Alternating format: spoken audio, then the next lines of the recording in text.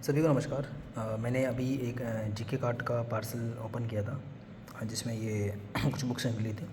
उसी में संपूर्ण सर्वसत्र का एक वेरिएंट कवर का कलेक्टर एडिशन था। तो मैंने पहले वाला कलेक्टर एडिशन यहाँ रख रखा है, इसको अनबॉक्स करना बाकी था। तो मैंने सोचा इसका तसल्ली से अनबॉक्सिंग करके कंपेयर करते हैं क्या क्या इसमें क्या नहीं है। चलिए देखते हैं।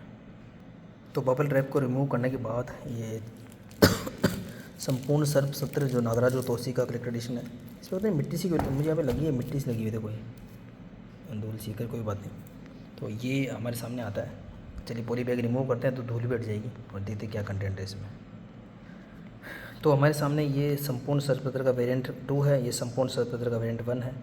दोनों हमारे सामने हैं और साथ में हमको मिल जाती है नोवेल्टीज़। तो ये नोवेल्टीज़ दिख भी पा रहा है कि आपको ये जो नया आर्ट अनुपम जी ने बनाया था उसकी नोवेल्टीज़ ये रही और इसकी नोवेल्टीज़ ये रही।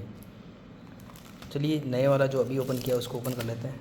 संपूर्ण सर्वसत्र अंदर थोड़ा सा ये ऐसा लग रहा है ब्लैक ब्लैक स्पॉट्स लगे हुए हैं, ठीक है। फिर भी वही पहले की तरह येलो पेजेस हैं, इसमें भी सेम ऐसा ही था। पहले वाले में येलो पेजेस थे और उसके बाद में जो है ये इस तरीके से कुछ ग्रेड पेज थे और राजपृष्ठ था, इसमें अनुपम सिन्हा जी के कलम से था।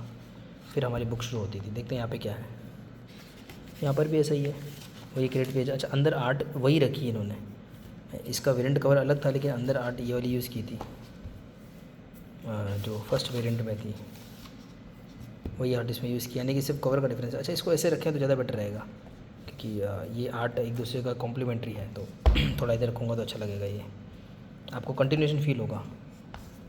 इसको अगर मैं ऐसे रखूँगा तो ये जो कवर आर्ट है ये एक दूसरे को कॉम्प्लीमेंट करेगा। देखिए आप यहाँ पे जैसे कालदूत का हाथ है तो यहाँ पे कोहनी बन गई, यहाँ पर ये जो G18 का पर्दा है तो ये से मैच हो गया ऐसे, और यहाँ पे जो ज्वालामुखी है इसका लावा वगैरह वो कंटिन्यूशन में है। और कैरेक्टर्स भी देखिए, कालदूत यहाँ है, विसर अप्सरा यहाँ पे है, मान लो विसर्पी यहाँ है,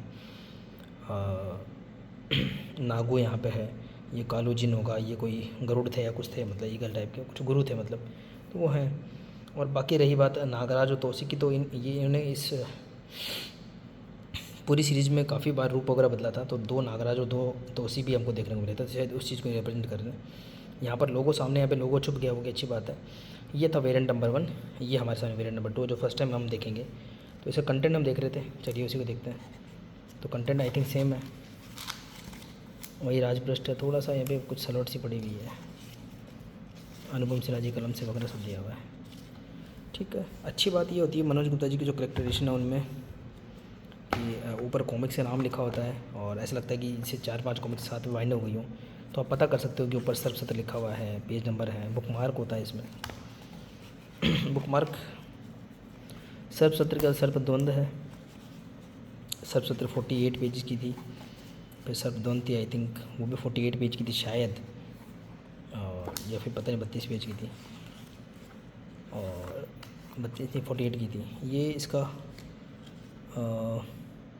सर्वसत्र बुक मार्क का जो नए आर्ट में से ना लेकर के पुराने जो कवर थे, सर्वसत्र का फर्स्ट बुक का कवर और ये सर्पकाल जो लास्ट बुक का कवर वो दिया है इसमें। और सर्पद्वंद के बाद देखते हैं, सर्पकाल आई थिंक वो 32 पेज की थी, सर्प एक सॉरी वो 32 पेज की थी।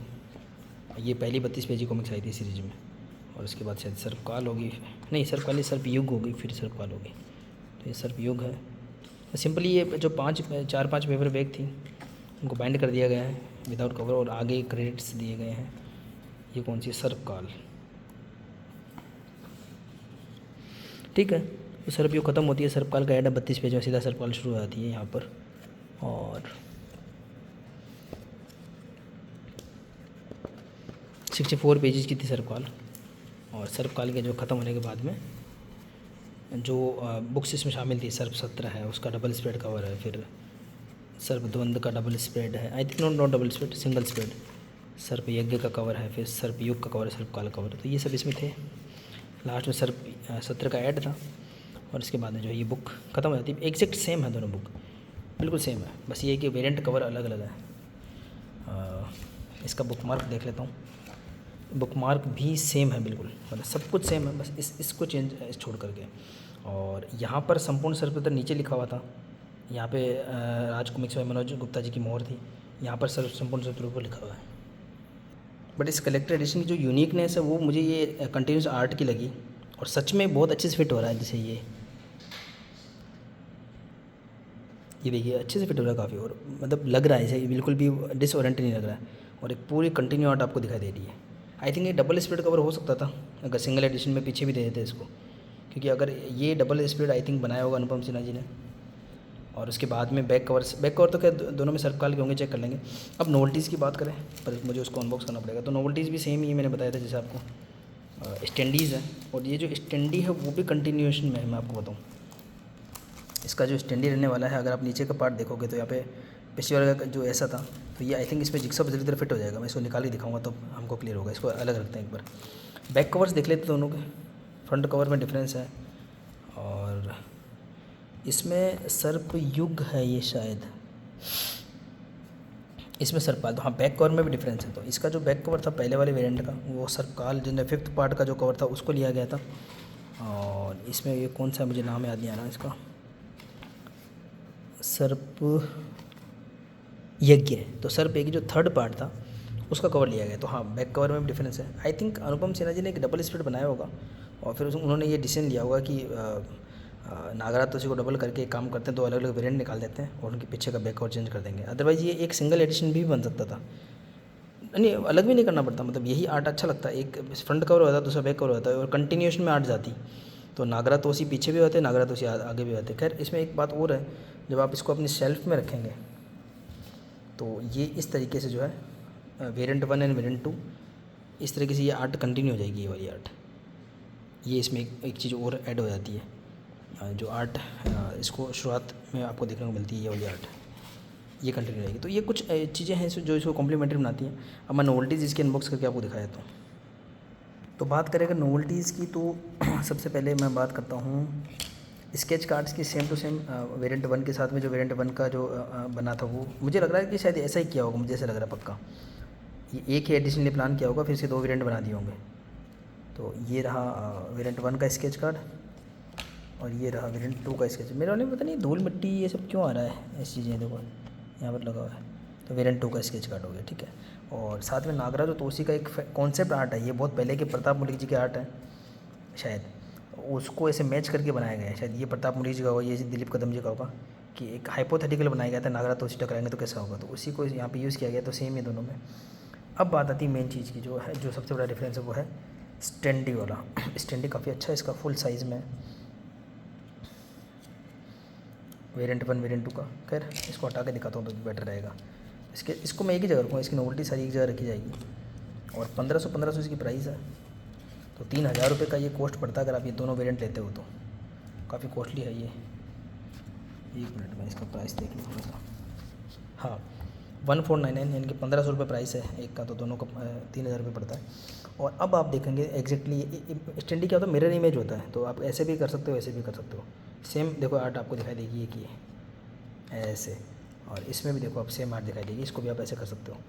और अब जो है ये इनका ये इस तरीके से स्टैंडी भी मैच हो जाता है। तो जो आर्ट मैं आपको बोला था कंटिन्यूएशन में कवर में, वो स्टैंडी में भी है।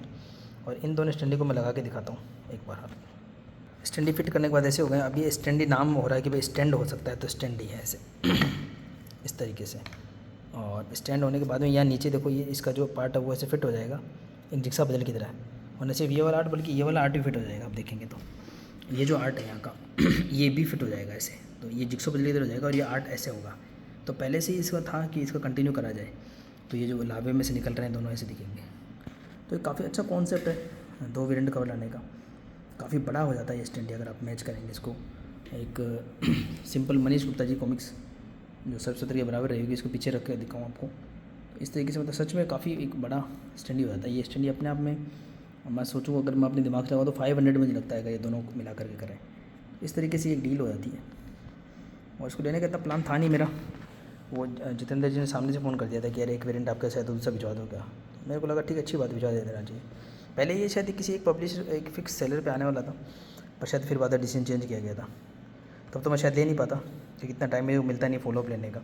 जैसे मैंने अभी देखो ये संजय गुप्ता जी की जो सेल में कलेक्टर एडिशन ली है, तो संपूर्ण अग्रज में काफ़ी कुछ डैमेज मिला है, बट फॉलोअप करने का टाइम है नहीं। मैं करूँगा फॉलोअप, बट टाइम कंज्यूमिंग होता है। तो एक सेलर से क्या होता है, मेरा एक वो ओरिएंटेशन अच्छा बन जाता है कि भाई हाँ हो जाएगा, तो अच्छा लग रहा है। मैंने फर्स्ट टाइम इसको स्टैंडी को लगाया होगा, तो कंप्लीट लग रहा है। तो एक अच्छी डील हो सकती है अगर आपको अच्छे डिस्काउंट्स वगैरह मिले हों। आपको ये आर्ट मिल जाती हैं, स्केच मिल जाते हैं, सब कुछ मिल जाता है, तो एक अच्छा डील बन जाती है।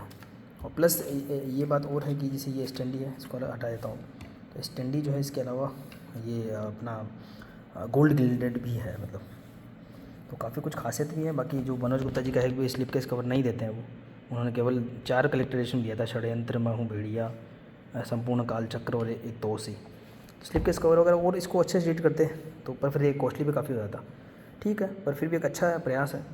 पहले जो मनोज गुप्ता जी का अप्रोच रहता था वृतांत में, जैसे तो फ्रंट में अनुपम जी कार्ड दे दिया, बैक में ललित जी कार्ड दे दिया, और संजय गुप्ता जी का अप्रोच होता था कि एक अलग वेरिएंट निकाला। सेम अप्रोच यहाँ पे अपनाई गई और पब्लिक सेलर वाला भी कॉन्सेप्ट अपनाया गया, पर फिर भी ठीक रहा, मतलब ये अच्छा लग रहा है कलेक्टर एडिशन। तो आई होप आपको मेरा एफर्ट पसंद आया होगा। अंत तक बनने के लिए सभी को धन्यवाद। मिलते हैं किसी और वीडियो में।